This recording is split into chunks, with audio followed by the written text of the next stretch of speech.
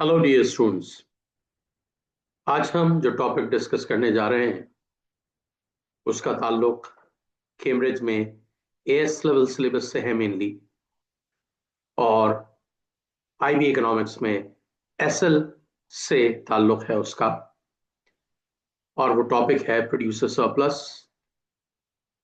MCQs बहुत आते हैं उस पे, और ऐसे क्वेश्चन वाइज शायद मैं कहूंगा कि इतना इंपॉर्टेंट नहीं है। ये और बात है कि कैम्ब्रिज वालों का कुछ नहीं पता चलता कि कब क्या पूछ लें, इसलिए ऐसे क्वेश्चन वाइज भी इंपॉर्टेंट है और एमसीक्यूज वाइज भी इंपॉर्टेंट ही है। तो चलते हैं हम प्रोड्यूसर सरप्लस के कॉन्सेप्ट की तरफ। मैं अपनी स्क्रीन शेयर कर रहा हूं आपसे, और हम अपने डिस्कशन को कंटिन्यू करते हैं।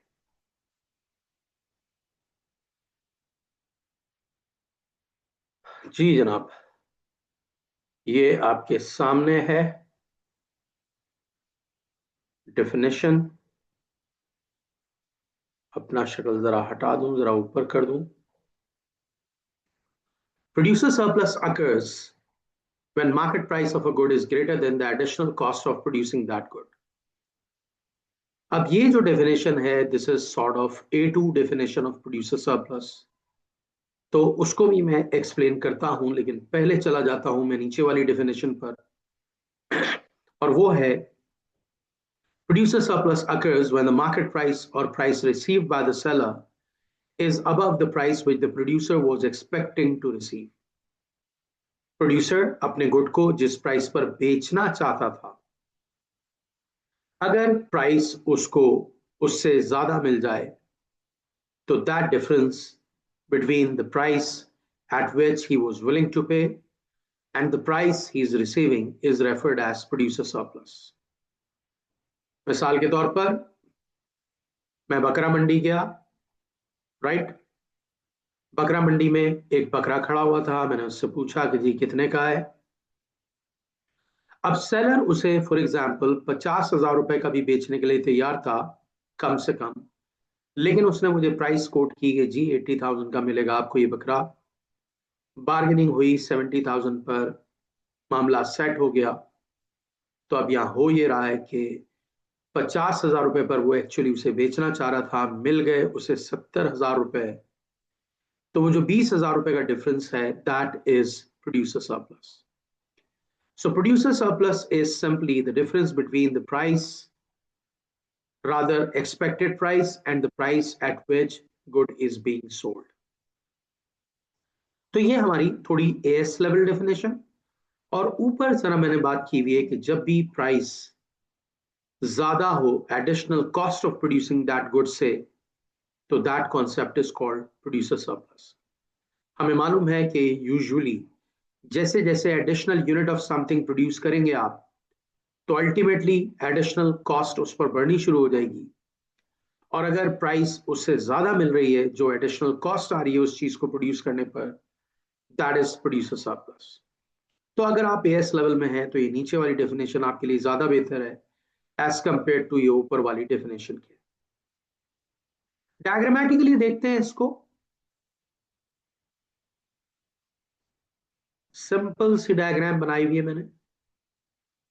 डिमांड एंड सप्लाई कर्व, ये मेरा डिमांड कर्व आप देख सकते हैं, डाउनवर्ड स्लोपिंग। ये मेरा सप्लाई कर्व, और क्योंकि supply curve marginal cost curve होता है, तो मैंने लिख दिया कि supply is equal to MC.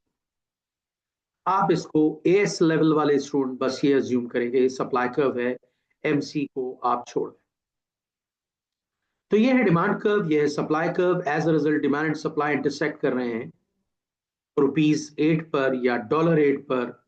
तो $8 is the market price and quantity is Q. This is demand curve, this is supply curve. Producer surplus कैसे निकालूंगा मैं? प्राइस में से मार्जिनल कॉस्ट को माइनस करूंगा, because I told you that supply curve is actually the marginal cost curve of a firm. So how would we calculate producer surplus? By subtracting marginal cost from the price.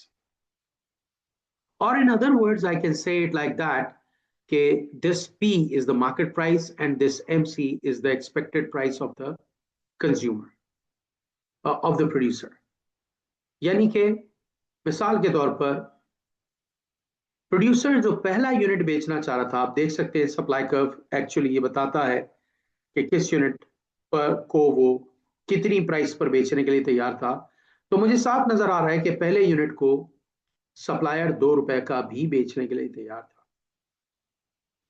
लेकिन market price set हो गई 8 पर, यानी कि उसे मिल गई 8 रुपए। तो 8 रुपए प्राइस उसे मिल गई, 2 रुपए का बेचना चाह रहा था, तो 6 रुपए consumer surplus, right. Producer was willing to sell this good at 2 rupees, but the market price was 8 rupees. So 6, the difference of 6 is the producer surplus. Then to the second unit, producer is ready to sell that unit at 4 rupees, but the market price is 8 rupees. So 8 minus 4. Okay, I have done some mistake in this slide, right? This should have been 8 minus 4, 8 minus 6, 8 minus 8. सो मैं आपको वैसे बता रहा हूं कि producer surplus हर unit का मैं कैसे निकालूंगा कि 8 में से 2 माइनस करूंगा, क्योंकि फर्स्ट यूनिट के लिए 2 रुपीज पर बेचने के लिए तैयार है, 8 रुपए मिल रहे हैं। सेकेंड यूनिट को 4 रुपए पर बेचने के लिए तैयार है, 8 रुपए मिल रहे हैं।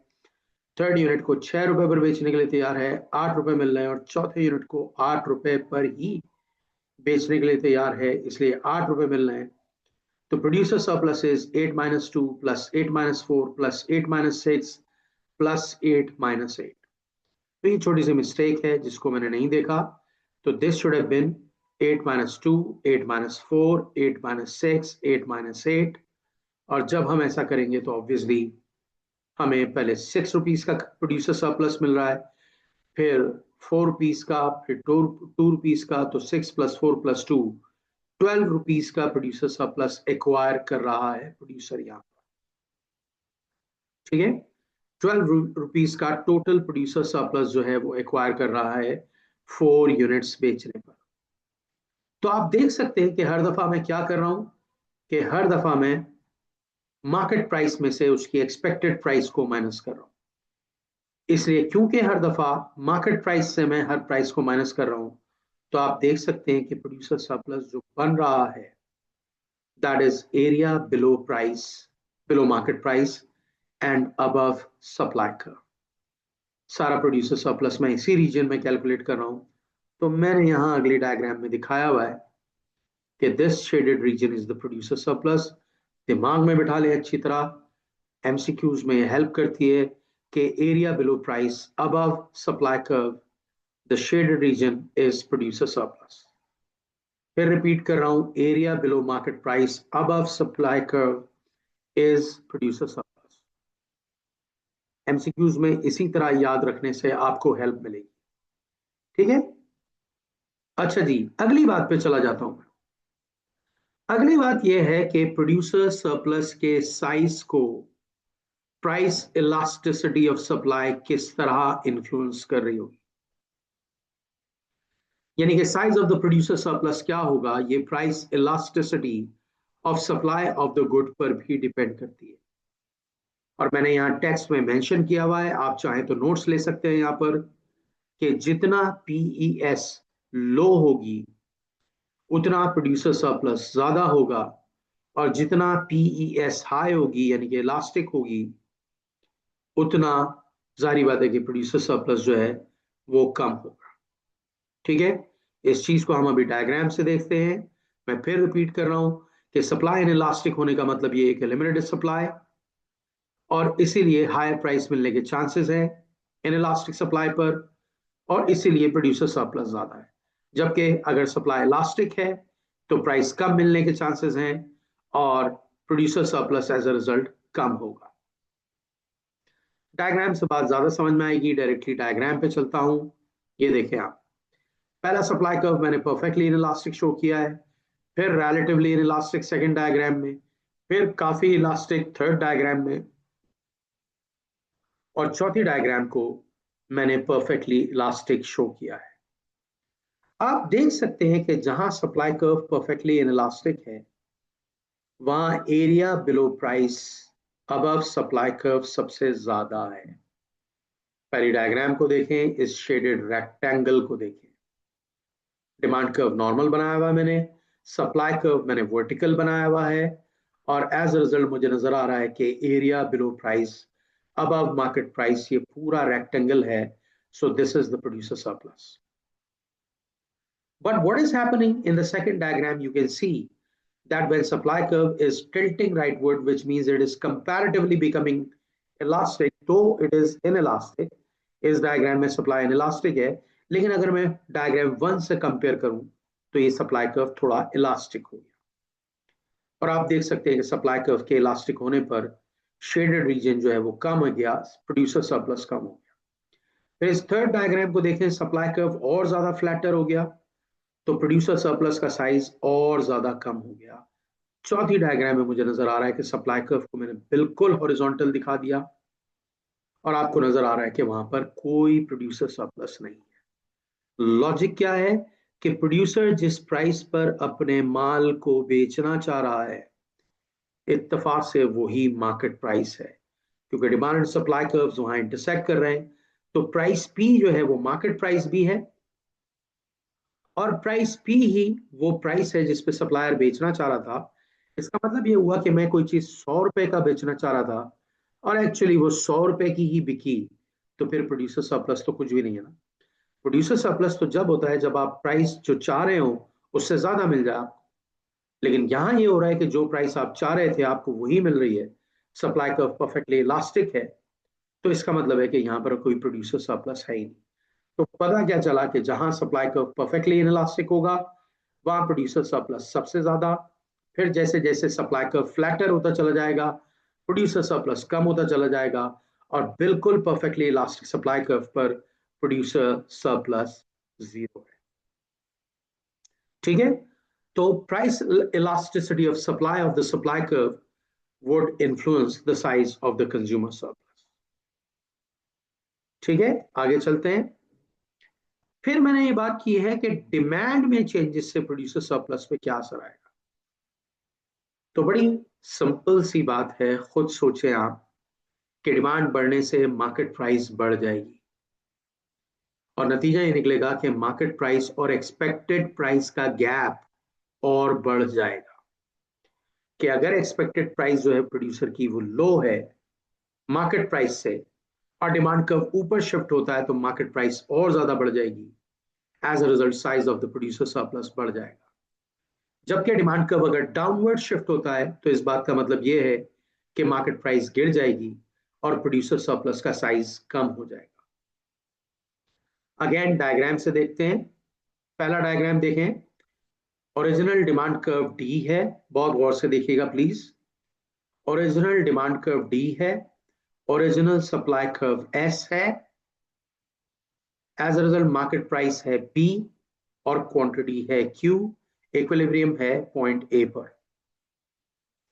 हम अभी पढ़ चुके हैं कि area below price above supply curve is producer surplus.